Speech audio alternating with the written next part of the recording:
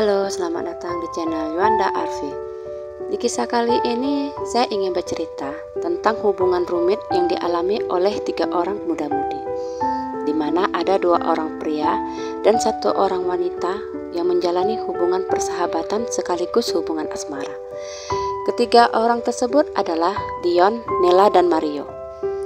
Mereka bersahabat sejak SMP, bahkan mereka pun masuk SMA yang sama.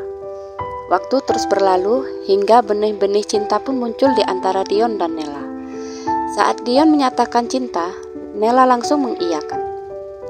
Mario pun sebagai sahabat mendukung penuh hubungan mereka.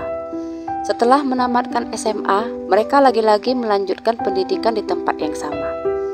Mereka masuk di kampus yang sama tapi berbeda jurusan.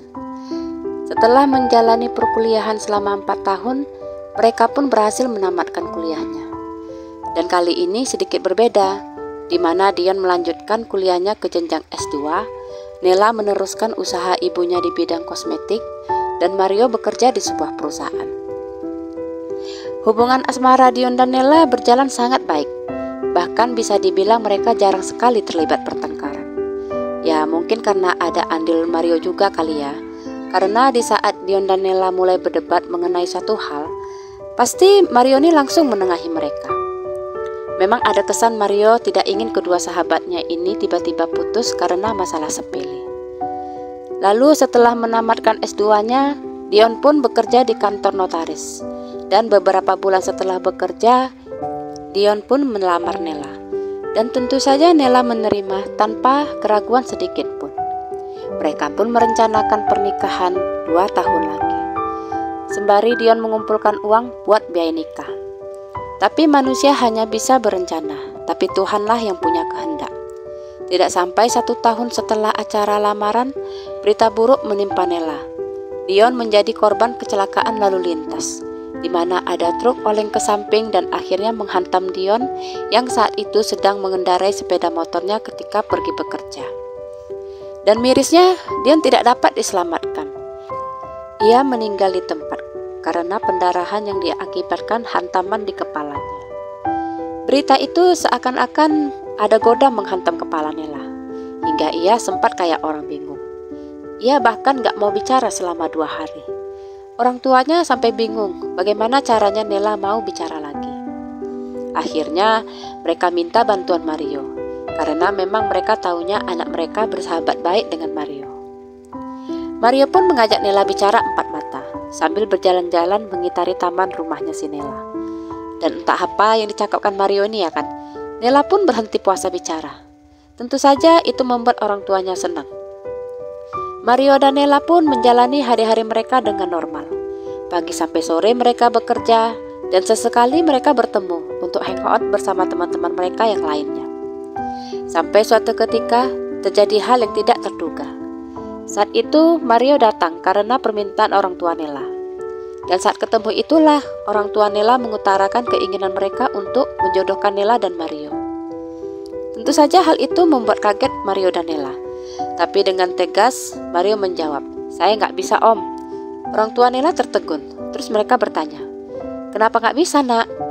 Mario menarik nafas panjang terus berkata, "Karena saya tidak mencintai Nela om.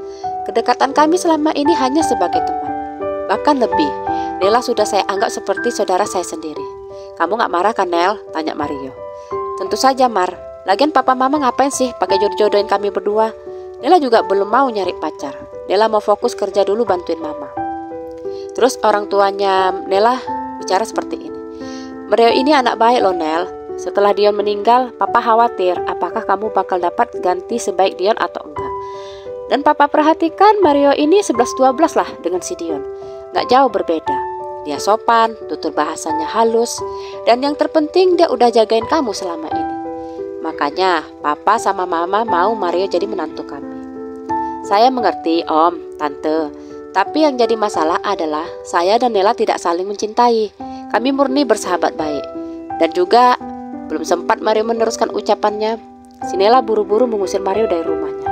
"Udahlah Mar, gak usah beri alasan ini itu. Percuma, mereka gak akan ngerti. Mending kamu pulang aja deh, biar aku nyelesain masalah ini." Ya udah, pulanglah si Bang Mario nih. Tapi yang tidak diketahui Nela adalah Ucapan Mario adalah kebohongan besar yang selama bertahun-tahun disembunyikannya. Kebohongan apa itu? Nah, dengarlah kalian dulu. Setelah pinangan keluarga Nela ditolaknya, Mario secara terburu-buru memutuskan merantau ke kota lain. Bahkan ia pergi tanpa pamit ke Nela maupun keluarganya. Tentu saja Nela merasa bersalah.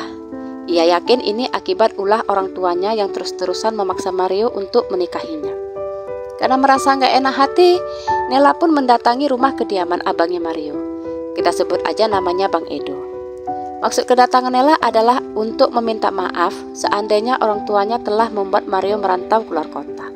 Nela juga minta maaf karena permintaan tidak masuk akal yang pernah dilontarkan orang tuanya. Awalnya Bang Edo hanya diam mendengar celotehan si Nela.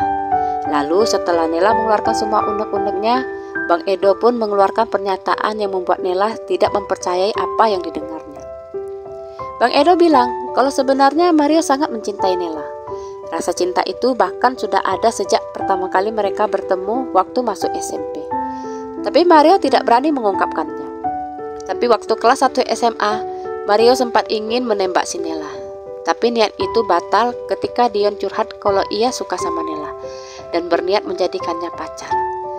Seperti mendengar suara petir Mario saat itu. Tapi demi alasan persahabatan, Mario malah menyemangati Dion untuk cepat-cepat nembak si Nela. Entar keburu keduluan sama cowok lainnya. Disemangati gitu makin beranilah si Bang Dion ini ya kan. Ditembaknya lah si Nela. Gayung pun bersambut. Iya, kata si Nela dengan muka malu-malu. Dan lagi-lagi demi persahabatan, Mario merelakan Nela dan Dion menjalin asmara. Bahkan, ia rela menjadi penengah seandainya ada konflik di antara mereka berdua. Itu dilakukannya demi kebahagiaan sahabat sekaligus orang yang sangat dicintainya. Tapi kepikiran pula lah aku. Kayak mana lah rasanya jadi si Mario itu ya? Apa nggak kebakar api cemburu dia ngelihat kemesraan Della dan Dion? Udah kayak di film-film aja aku tengok. Itu loh, Salman Khan yang di film Kucu-Kucu Otahe. Waktu itu kan dia merelakan Anjali buat kawin sama Rahul. Sebenarnya dengar cerita ini kayak percaya nggak percaya saya. Tapi mau gimana lagi? Itu kata si narasumber. Ya udahlah, saya ceritain aja lah ya. Mana tahu ada hikmahnya buat kita semua. By the way, si narasumber kita ini adalah adik dari temannya Bang Edo. Ya mungkin Bang Edo cerita ke kawannya soal percintaan si Mario. Terus si kawan cerita ke adiknya. Dan si narasumber inilah adiknya. Ngerti kan kalian penjelasan saya? Ya saya harap ngerti lah ya. Balik lagi ke cerita. Terus Nela nanya, kalau memang Mario cinta sama dia, kenapa dia malah menolak lamaran orang tuanya? Bang Edo pun menjelaskan, 3 hari sebelum kejadian naas itu terjadi, Dion sempat meninggalkan pertanda kalau dia mau pergi jauh. Waktu itu mereka, maksudnya Dion dan Mario, main game sambil sesekali bercanda. Nah, di sela-sela bercanda itu, Dion sempat membahas tentang kematian. Dion sambil tertawa bilang gini, awas ya, kalau aku mati nanti, jangan coba-coba gantiin posisi aku sebagai pacarnya Nela ya. Dan Mario pun menanggapi guyonan itu dengan bercanda, siap bos, tenang aja. Dan karena memegang teguh ucapan sahabatnya itulah, Mario memutuskan untuk menjauhi Nela sekaligus. Nela hanya tertunduk lesu mendengar penjelasan Bang Edo. Dan itulah kali terakhirnya Bang Edo jumpa dengan si Nela. Sejak itu gak ada kabar lagi tentangnya. Sedangkan Mario sudah menikah dan punya 2 orang anak. Beneran dikabulkannya keinginan sahabatnya untuk tidak pacarin si Nela. Kok agak nyesek ya endingnya.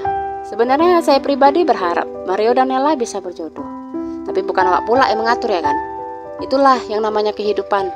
Gak selalu sesuai dengan ekspektasi kita. Kita maunya begini, malah jadi begitu. Pengennya kucing Persia karena dompet kering, dapatnya cuma kucing kampung. Ya udahlah, disyukuri aja. Toh kucing kampung gemoy juga ya kan. Gemesin lah pokoknya. Tapi ini ada sedikit cerita ya soal kucing. Berapa hari yang lalu, sekitar 3 atau 4 hari yang lalu lah, saya dan anak saya lihat ada kucing Anggora di komplek dekat rumah kami. Terus saking gemesnya tuh, saya belai-belai itu meong. Tau-tau yang punya kucing kayak gak senang gitu. Terus nyuruh si Pus cepat-cepat masuk ke rumah. Disangkanya kami mau maling kucing dia. Gondok pula saya. Saya memang orang susah bu, tapi rem tangan saya masih bagus kok untuk gak nyolongin meongnya ibu. Kok jadi ngebahas kucing pula ya kan? Udahlah ya, saya pamit ya. Sampai jumpa di video selanjutnya. Bye-bye. Lo jadi lain endingnya. Gara-gara si kucing pun jadi ngelantur kemana-mana.